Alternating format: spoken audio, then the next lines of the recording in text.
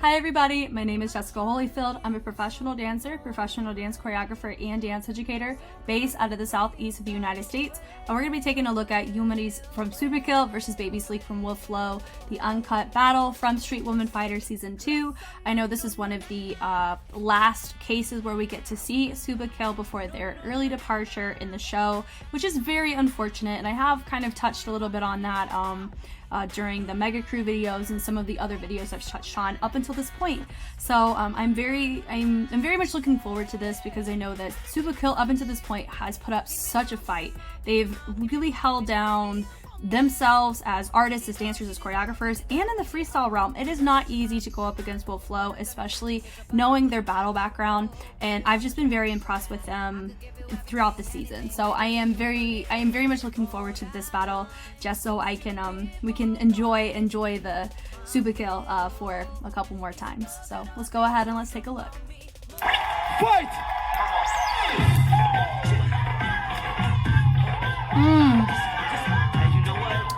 This track honestly don't need no talking on it, but I gotta do it. Oh. Big tank. You know what I'm all about. When I take it to the flow. Is everybody ready? Now I don't mean to brag on mine, but I don't think you know what you done this time. No, it's no games when I do my thing. I put it on you like, what's my name? What's my name? You can't hang. I really love her choices in this. Ooh, she's framing her so well here. I like that they have similar hair too. 5, 4, 3, 2, 1. That was strong. That was strong. Let's go.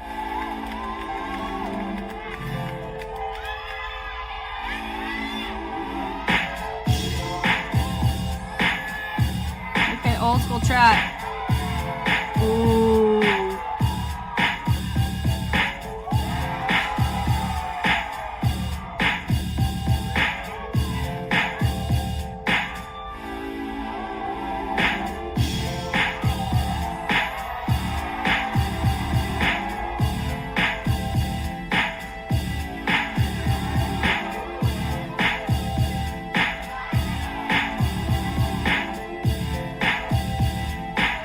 Wow. 4, 3, 2, 1. Wow. Oh, it's a 2-rounder. Let's go. Let's go. Oh, so they're going at the same time. That's cool. That's cool.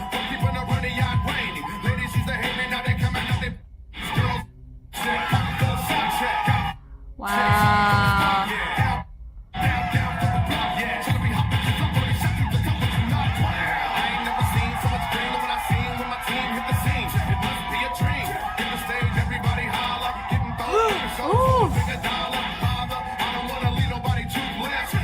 Babysleek is just taking over the floor. 4, 3, 2, 1. Wow. Set. Wow, man. Okay, let's take a look at this. Both were so strong. That was so wonderful to watch. Gosh, I love dance so much. Okay, so how she set this pocket up was so good.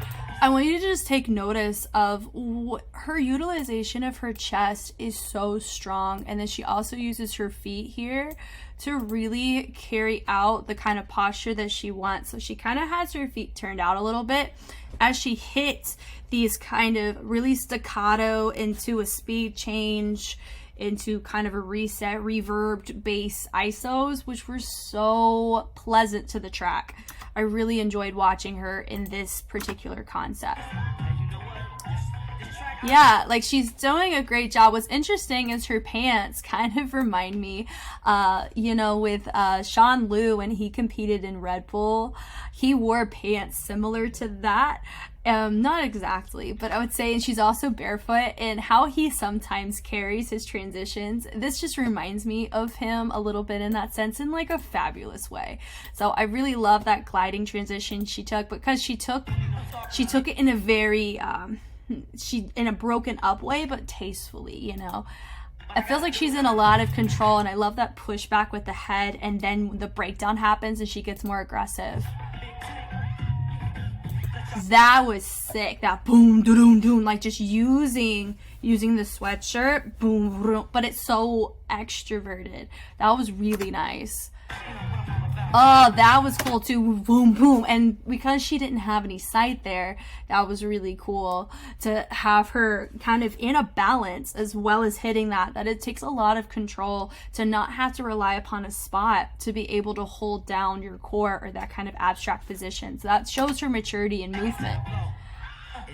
I will say, because I'm assuming, right? Safe to assume this is the elimination rounds because this will flow in Super Kill, and Super Kill is very soon left after these rounds finished up. The K-pop challenge had already happened at this point, correct? So I do remember seeing this kind of overhead movement happen in their K-pop set specifically. I know they're the ones that did it because I loved it when they did it in their K-pop challenge.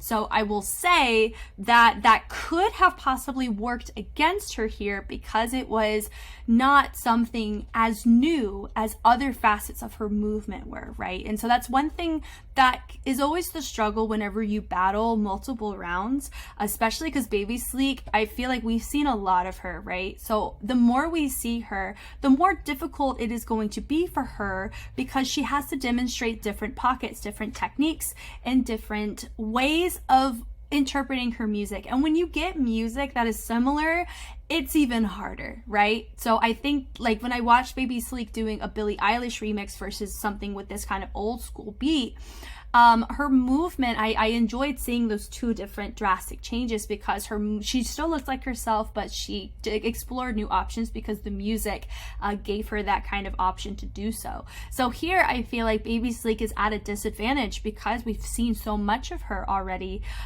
So we're really she's kind of has an uphill battle, and it shows her battle stamina of creativity, I think is my point.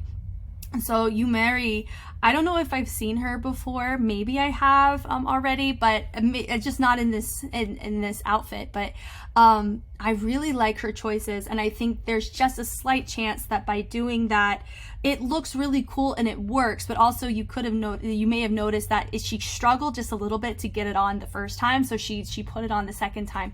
That could have worked against her possibly in the longevity of the round, but she held her own beautifully. And I love that she takes it off, like she pulls it and then she wipes her mouth with it. That was nice. Da, da, da, da, da. She pulls around. That Harlem Shake da, da, da, da, into that roll up was so nice. How she like decides to have a laid back rock, and I think that's something I've noted about Subikel is they do a really good job of having this really chill posture whenever they're hitting grooves, and I really like it. You know, I think I've met in some dance rank mission, I think it was with one of them, she ended up winning the dance rank for rookie. Her name escapes me, Rena, right? I know it starts with an R in English. And I know I made a note about how for her, it did look like there was a lot of tension there. And I know that was a stylistic choice and it worked in her favor, of course. But I felt that some of her moments, I think, looked more restricted than they could have been. And that's not to say that, and I think whenever we saw her over the rounds, it definitely made a huge difference in the choices she made, which was really good. But here, I really love that laid back pocket because it works with the aesthetic of the music really well here.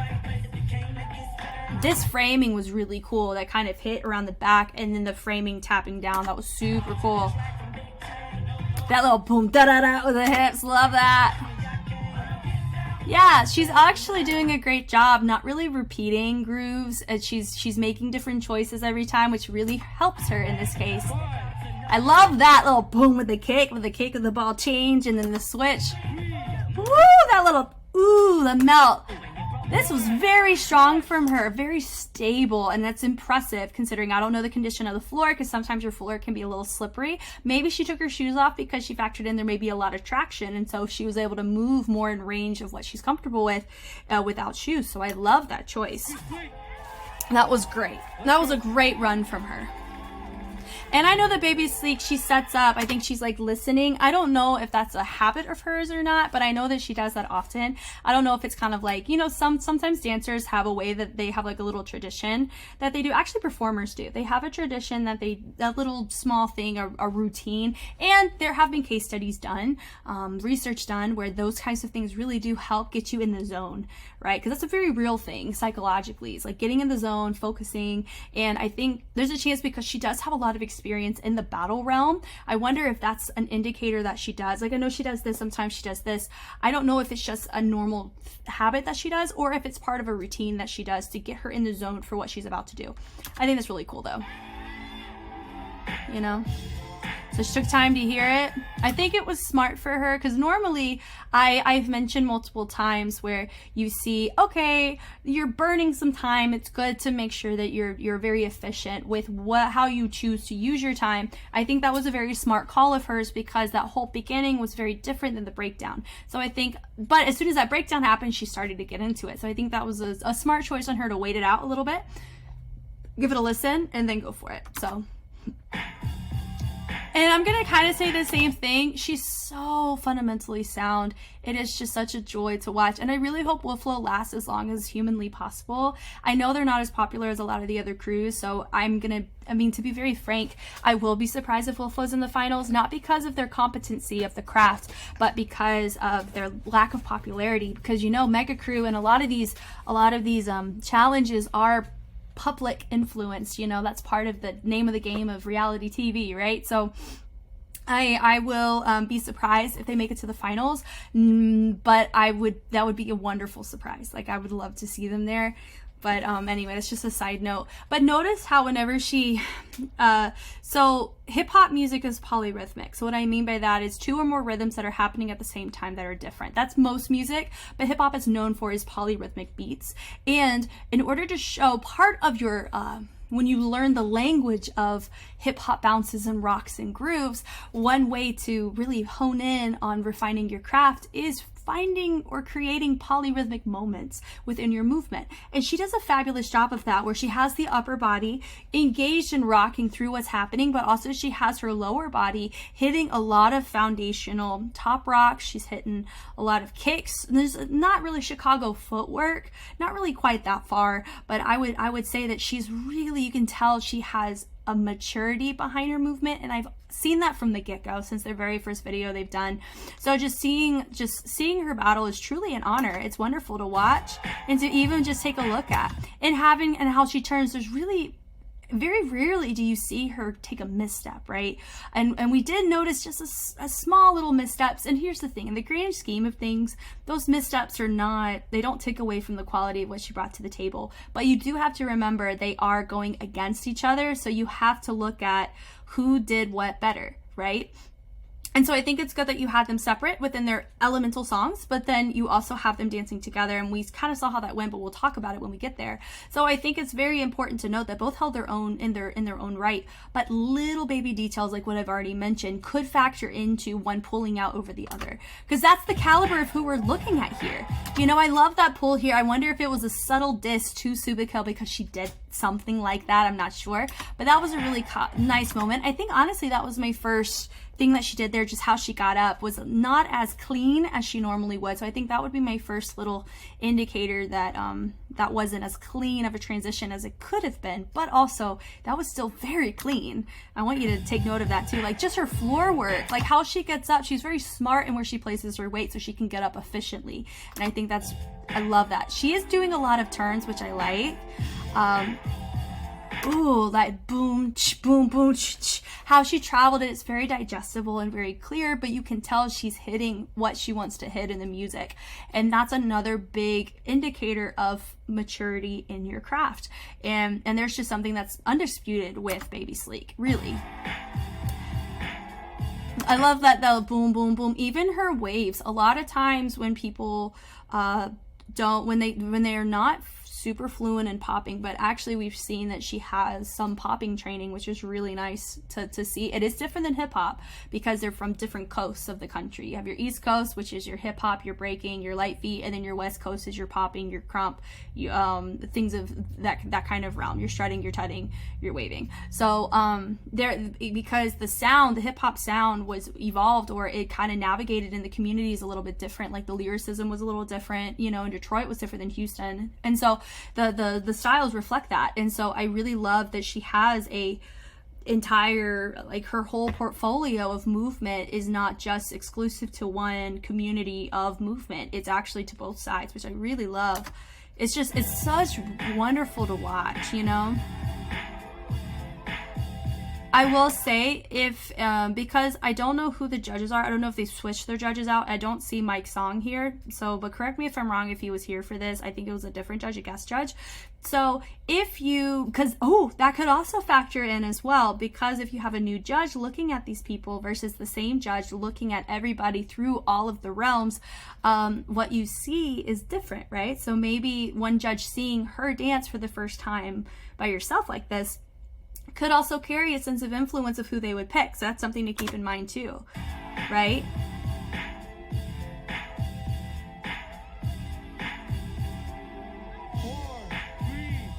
Yeah, so both were honestly very strong. I think it was a very big toss-up. I think that was a very close toss-up for an elimination, which is very impressive. And that's what I said from the beginning of the video, really. So I absolutely love watching them.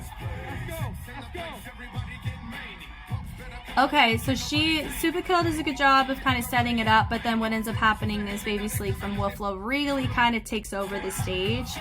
I want you to also notice too, if we're just going to kind of itemize what they're doing, Yumeri, please correct me if I am pronouncing her name wrong. I know it's in English here. It's Yumeri or Yumeri. I know it's Japanese, right? Because Supakill's a Japanese crew. So please let me know if I pronounced it correctly. I really hope I did. I know Babysleek, that's English. So I know that's pretty much, I think I pronounced that correctly. But when you notice with Yumeri, she is starting to showcase some warning signs of repeating pockets. Not pockets. She's repeating, well, no, I would say she's kind of repeating some pockets, repeating some grooves, choices, repeating some directions that maybe we've seen before, you know, and you can notice that the sign of that is if you notice her chest, right? And notice how she's switching her weight here on her feet. But notice with Babysleek, what she's doing is ramping up what she's already been doing, but she's still creating variations of what she's been doing. Not only that, completely trying to dominate and establish dominance between the two, and travels over here, travels around. Like, she's not limiting herself to this little box area that we've seen a lot of dancers limit themselves to. So that's a big thing to note here. I also know too, Babysleek had absolute zero regard for Yumeri at this point. I really feel like this is my stage. You can squeeze in if you want, but I'm not going to concession anything to you. And I'm not used to, personally, I haven't been in enough environments where I've seen both dancers go at the same time to know what is appropriate and what is not appropriate for this, like what's respectable or what doesn't matter at the end of the day. Like, by her, because you notice a couple times Yumeri trips over Babysleek. Like, you tend to notice that, right?